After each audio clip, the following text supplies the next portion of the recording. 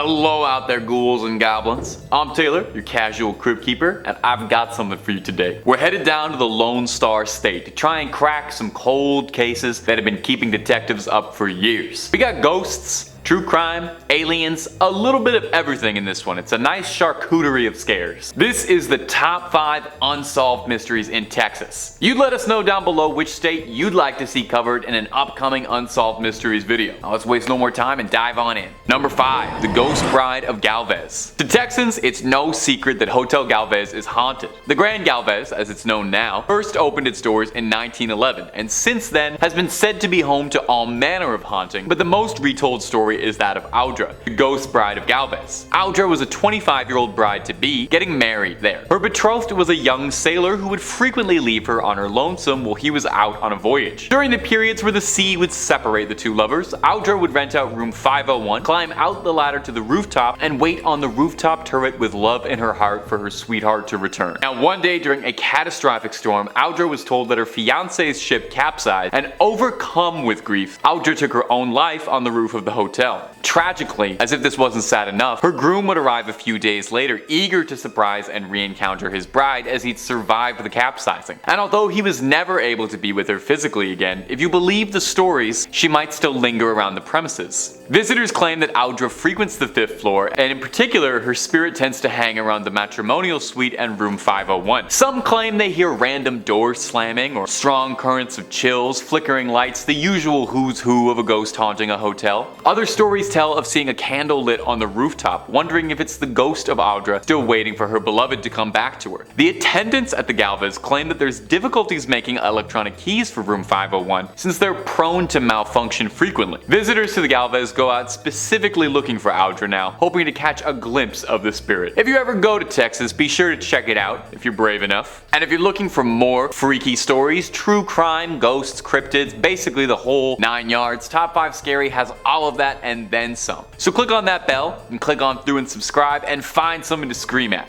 But do that at the end of this video, okay? We got way more mysteries in Texas coming up. Number 4. The Icebox Killer. The Icebox Killer refers to an incredibly grisly crime that haunted Houston, and if you believe the conspiracies, might be entangled in a much larger web of interest. Take a listen to this brutal crime. On June 23, 1965, 2 Houston police officers were sent for a fairly benign wellness check and went to investigate the home of a suburban family, the Rogers, Fred and Edwina, and their son Charles. Edwina's nephew was concerned because he hadn't seen or heard from his aunt in a concerning amount of time. The 2 officers went to check the house and got no response from a knock. A look around in the backyard, they found a makeshift barricade on the back door, which was more than a little suspicious, so they entered the house. One of the 2 detectives opened the fridge instinctively and saw a pile of raw meat in the fridge. The detective dismissed it as boar or pig, and you can probably see where this is going. They opened the vegetable crisper and were disgusted at what they found: the heads of Edwina and Fred Rogers. Police suspected initially that the son Charles had been behind it, but why,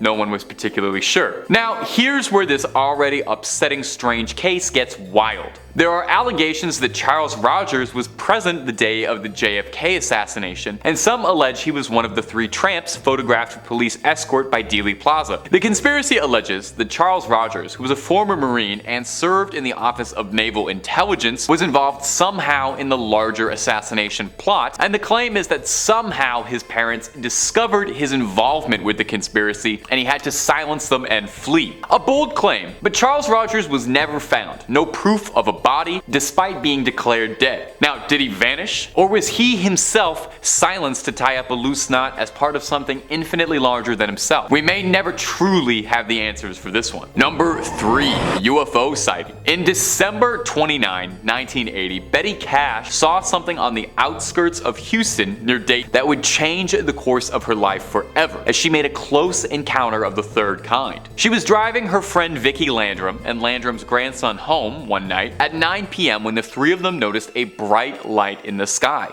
Betty Cash described it like this: "We didn't know what it was, but we knew there was something that was lighting up the sky. We all began to feel heat, and all of a sudden Vicki screamed for me to stop. When I stopped, I went forward and her handprint was embedded in the dash of the car, and I thought, well, I've got to see what this is. So I got out, I walked towards the front of the car, and I stood there looking up, trying to figure out what this object was. Then, a diamond-shaped object appeared with flames shooting out. The heat was tremendous. When I reached for the door handle, the door was so hot I couldn't even begin to open it. The only thing I was thinking was, are we gonna get out of here alive? And then seemingly as soon as it appeared, it disappeared, and Landrum stated that moments later, a large squadron of black helicopters soared over the area.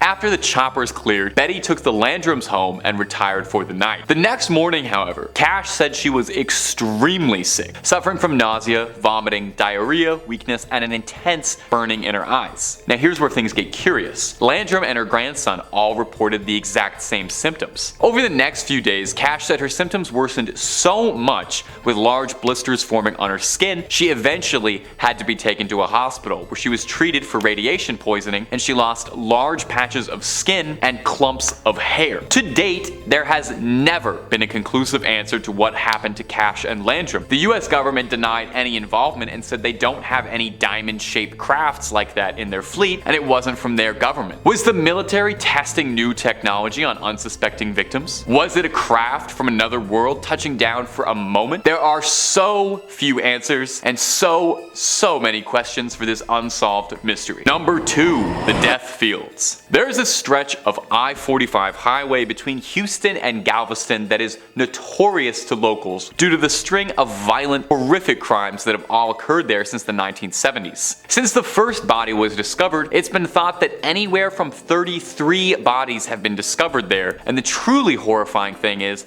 how little police and authorities seem to have on this case. Initially, detectives believed that this work was that of a serial killer, due to the sheer number of bodies being found in the area, but over time some have wondered if it could be multiple criminals. Most of the victims have been young women, typically around college ages. The FBI has said that the agency's behavioral experts have created a profile of a possible killer, but there are no known witnesses to any of the crimes and no common person to connect them all. An official statement that was given by the FBI said that the signs point to one killer, although multiple killers can't be ruled out. Given the nature of the area where the bodies were found, it was likely someone with roots in the area, someone who would have known these fields were a good place to hide a body. In 1998, a man named Edward Howard Bell was arrested and claimed to have been involved in the deaths of 11 girls in Galveston County. And although he was a suspect in the aforementioned I-45 case, police unfortunately didn't have enough evidence to tie him to those larger crimes. Only one death on the I-45 was ever convicted, when Louisiana police arrested Kevin Edison Smith in 2009 on a completely unrelated charge. A DNA test found that it matched the body of a girl who had disappeared from Texas in 1996 and whose body was tragically found on the I-45. From this confession and conviction from two different criminals, it's suspected that multiple people were involved in these grisly crimes. Hopefully one day this case can be closed for good and the I-45 can go back to just being a highway. And number 1, the Servant Girl Annihilator. Perhaps one of the most infamous criminals to ever live in Austin, and to this day is still anonymous and possibly will forever. The Servant Girl Annihilator, absolutely brutally named, I cannot believe they called him that, was a serial killer who preyed on young women in Austin between 1884 and 85. He is thought by some to be America's first serial killer, hardly a badge of honor if you ask me. He attacked wantonly, and despite his name, he was not exclusively targeting women. He fatally attacked 7 women, 1 man, and additionally seriously injured 6 women and 2 men. All of his victims he would attack indoors while asleep and then would finish the job outside, leaving them to be found. His victims were all posed in similar manners and were all found with a sharp object inserted into their ears. Texan lawman started a manhunt for the criminal, arresting 400 men in the year of 85 in a desperate attempt for any leads on who was terrorizing the community. Interestingly, the top theory of elected officials at the time was that the Servant Girl Annihilator couldn't possibly have been committing all of these crimes by himself as one lone deranged criminal, but rather an identity shared by a group of men carrying out heinous acts all together. Now, in the end, no one was ever successfully accused of being the Servant Girl Annihilator. And what happened to him was additional police patrols and civilian militias around Austin ended up scaring the Annihilator off. Or